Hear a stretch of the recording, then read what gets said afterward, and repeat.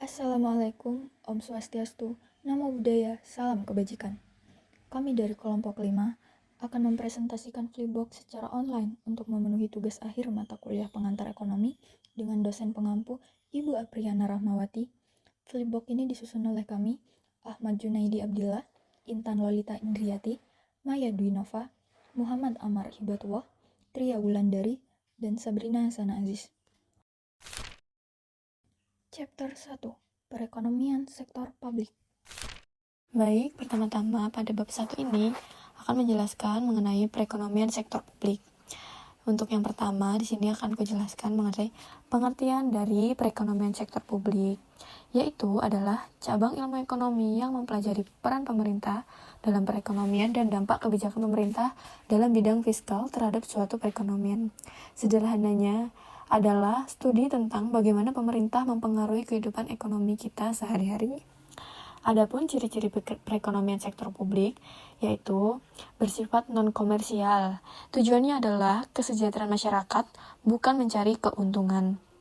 2. Penyedia barang publik.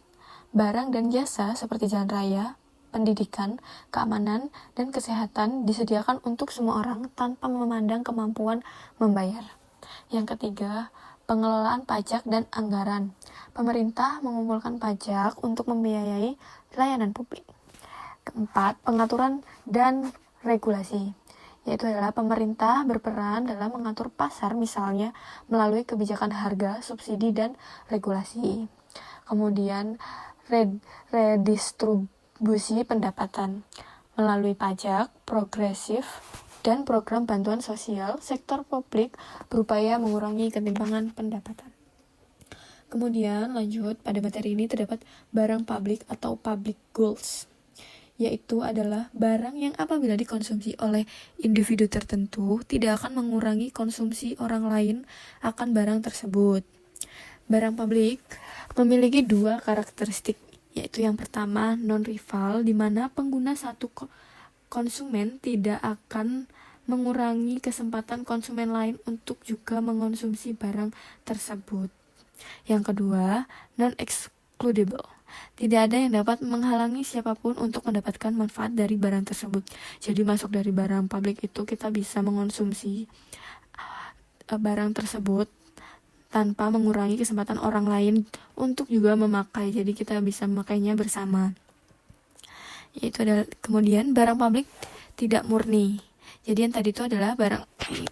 Jadi dalam perekonomian sektor publik terdapat barang publik atau public goods, yaitu adalah barang yang apabila dikonsumsi oleh individu tertentu tidak akan mengurangi konsumsi orang lain akan barang tersebut. Di sini barang publik ada dua, yaitu adalah barang publik murni dan barang publik tidak murni.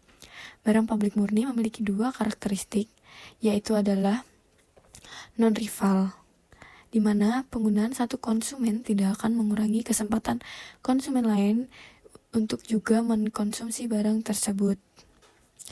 Yang kedua adalah non-excludable. Tidak ada yang dapat menghalangi siapapun untuk mendapatkan manfaat dari barang tersebut. Contohnya untuk barang non-rival yaitu seperti lampu jalan, pertahanan nasional, udara bersih, dan untuk non-excludable-nya yaitulah mercusuari dan sinyal radio.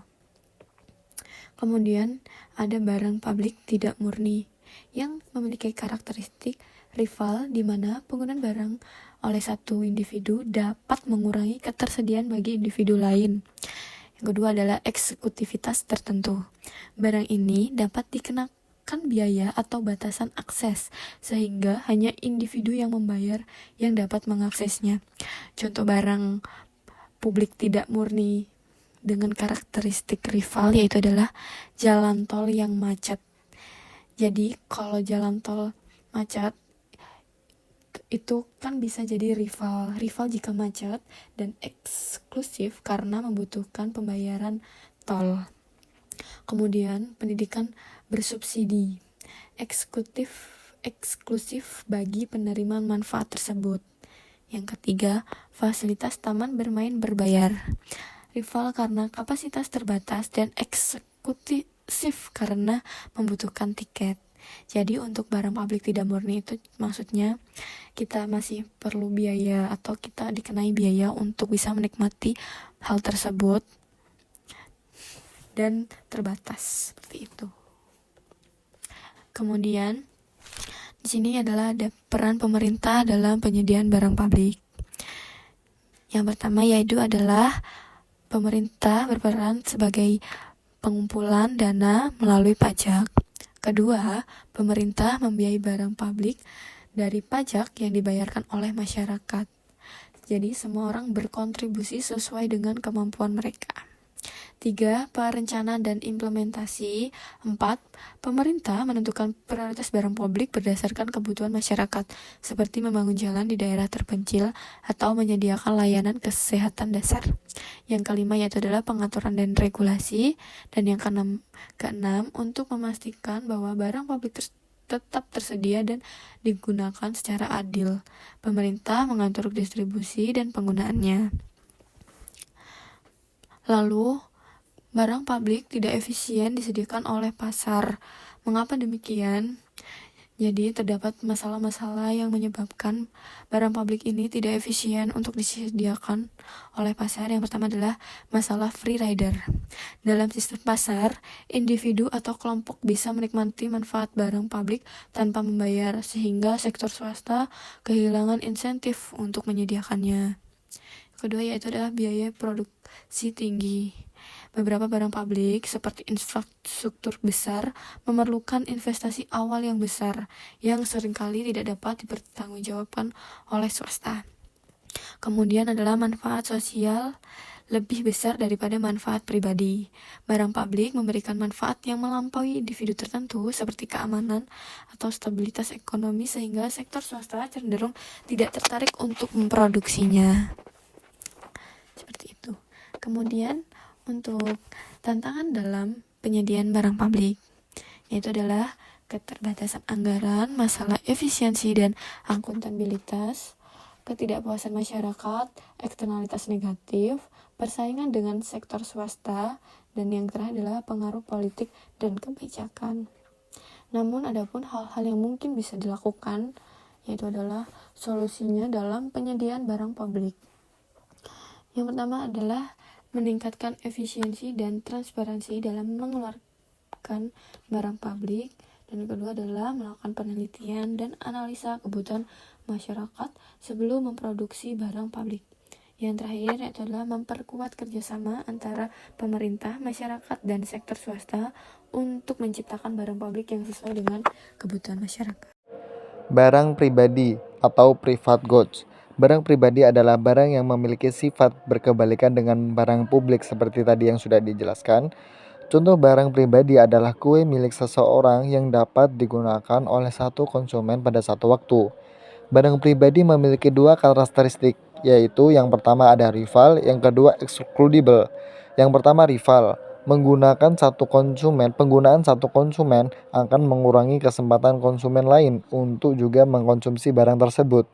Yang kedua yaitu excludable. Kepemilikan barang pribadi dapat teridentifikasi dengan baik, sehingga hanya konsumen yang berbayar yang dapat menggunakannya. Contoh barang pribadi dalam kehidupan sehari-hari yang sering kita ketahui yang sering kita jumpai yaitu baju, mobil, rumah, motor, es krim, laptop, perhiasan, sepatu, dan lain-lain. Oke teman-teman, kita masuk ke materi baru nih, yaitu sumber daya bersama atau yang biasa kita sebut sebagai common pool resources. Nah, jadi sumber daya bersama itu adalah sumber daya yang bisa kita pakai secara bareng-bareng. Tapi ada batasannya nih. Kalau kita pakai terlalu banyak, orang lain jadi nggak bisa dapat manfaat yang sama. Contoh gampangnya itu air sungai yang dipakai para petani untuk mengairi sawah. Nah, kalau satu petani ngambilnya terlalu banyak, otomatis petani lain bakalan kekurangan air kan? Nah, sumber daya bersama ini punya dua karakteristik penting nih. Yang pertama adalah rival, yang artinya kalau aku pakai, kalian gak bisa pakai sebanyak aku. Misalnya, kalau aku tebang pohon di hutan untuk kayu bakar, pohon itu ya bakalan hilang, dan kalian gak bisa pakai pohon yang sama. Untuk yang kedua adalah non-excludable, yang artinya nggak ada siapapun yang bisa menghalangi untuk pakai sumber daya tersebut. Contohnya, siapa aja boleh ambil ikan di laut. Tapi kalau ikannya habis karena ditangkap terlalu banyak, ya jadinya nggak ada yang bisa nikmatin lagi. Nah, terus contoh sumber daya bersama di kehidupan kita itu ada banyak banget. Ada air, baik dari sungai, danau, atau sumber air lainnya. Lalu ada hutan yang dipakai untuk kayu atau bahan bakar. Ada tambak dan perikanan, tempat kita ngambil hasil laut atau ikan. Irigasi juga termasuk, soalnya itu dipakai bareng-bareng buat pengairan sawah. Kalau nggak dijaga, semuanya bisa habis atau rusak. Makanya penting banget buat kita sadar soal penggunaan sumber daya bersama ini. Kalau nggak ada pengelolaan yang baik, dampaknya bakalan buruk buat kita semuanya, termasuk generasi kita di masa depan. Materi kita yang selanjutnya adalah eksternalitas. Apa sih eksternalitas itu? Eksternalitas adalah efek atau dampak yang ditimbulkan oleh suatu kegiatan ekonomi, baik produksi maupun konsumsi, yang mempengaruhi pihak lain yang tidak terlibat langsung dalam kegiatan tersebut. Dampak ini bisa positif atau negatif, dan seringkali tidak dipertimbangkan dalam harga pasar. Nah, syarat terjadinya eksternalitas ada dua, yakni adanya pengaruh dari suatu kegiatan atau tindakan. Ini berarti ada kegiatan ekonomi yang dilakukan oleh suatu pihak, bisa individu maupun perusahaan, yang mempengaruhi pihak lain secara tidak langsung, baik dalam bentuk manfaat ataupun kerugian. Syarat berikutnya adalah tidak adanya kompensasi yang dibayarkan atau diterima. Pihak yang terpengaruh tidak mendapatkan kompensasi atas manfaat yang diterima atau tidak menerima kompensasi untuk kerugian yang dialaminya. Dalam pasar yang efisien, pihak yang terpengaruh seharusnya mendapat kompensasi agar dampaknya bisa tercermin dalam keputusan ekonomi. Eksternalitas bagi masyarakat dapat berupa manfaat maupun biaya. Oleh karena itu, ditinjau dari dampaknya, eksternalitas dapat dibagi menjadi dua, yaitu dampak positif dan dampak negatif. Eksternalitas positif terjadi ketika suatu tindakan atau kegiatan menghasilkan manfaat bagi pihak lain yang tidak terlibat langsung dalam kegiatan tersebut. Contohnya, pendidikan. Jika seseorang yang mendapat pendidikan yang lebih baik, masyarakat secara keseluruhan juga akan mendapat manfaat berupa peningkatan produktivitas dan kontribusi positif terhadap perekonomian. Contoh selanjutnya yaitu inovasi teknologi. Ketika perusahaan mengembangkan teknologi baru, mungkin tidak hanya menguntungkan perusahaan itu sendiri, tetapi juga perusahaan lain yang menggunakan teknologi tersebut untuk meningkatkan efisiensi mereka. Nah, jenis selanjutnya yaitu eksternalitas negatif terjadi ketika suatu tindakan atau kegiatan menimbulkan kerugian atau dampak buruk bagi pihak lain yang tidak terlibat dalam kegiatan tersebut. Contohnya, polusi udara. Ketika pabrik yang menghasilkan polusi dapat merugikan masyarakat yang tinggal di sekitarnya. Nah, masyarakat di sekitarnya yang menanggung polusi itu dampak kesehatan atau penurunan kualitas lingkungan. Yang kedua, ketika terjadi kemacetan lalu lintas, pengemudi yang menyebabkan kemacetan tidak membayar biaya tambahan yang timbul dari waktu dan stres yang ditanggung oleh pengguna jalan lainnya. Nah, selanjutnya yaitu internalisasi eksternalitas adalah proses di mana pemerintah atau pihak berwenang mengambil tindakan untuk memastikan bahwa biaya atau manfaat eksternal dari suatu kegiatan ekonomi dipertimbangkan dalam pengambilan keputusan oleh pelaku ekonomi. Dengan kata lain, internalisasi bertujuan untuk membuat pelaku ekonomi, perusahaan maupun individu menanggung biaya eksternalitas negatif atau memanfaatkan eksternalitas positif, sehingga tercipta keseimbangan yang lebih efisien dalam perekonomian. Beberapa cara atau alat yang digunakan dalam internalisasi eksternalitas adalah yang pertama, pajak atau subsidi oleh pemerintah. Pemerintah dapat mengenakan pajak pada kegiatan yang menimbulkan eksternalitas negatif seperti polusi udara atau kerusakan lingkungan. Pajak ini akan menambah biaya bagi perusahaan yang mendorong mereka untuk mengurangi dampak negatif atau mencari cara yang lebih efisien dalam memproduksi barang atau jasa. Contohnya, pajak karbon untuk perusahaan yang menghasilkan emisi gas rumah kaca. Selanjutnya yaitu subsidi. Sebaliknya, pemerintah dapat memberikan subsidi kepada kegiatan yang menciptakan eksternalitas positif untuk mendorong lebih banyak aktivitas yang bermanfaat bagi masyarakat. Alat yang kedua yaitu tawar-menawar atau berunding. Nah, tawar-menawar antara pihak-pihak yang terkait ini, menurut teori Coase, jika pihak-pihak yang terlibat dalam eksternalitas dapat berunding secara langsung untuk mencapai kesepakatan yang menguntungkan kedua belah pihak. Dalam hal ini, pihak yang menanggung kerugian dari eksternalitas dapat menerima kompensasi dari pihak yang menimbulkan eksternalitas ataupun sebaliknya. Cara berikutnya yaitu pemberian prosedur atau undang-undang pemerintah.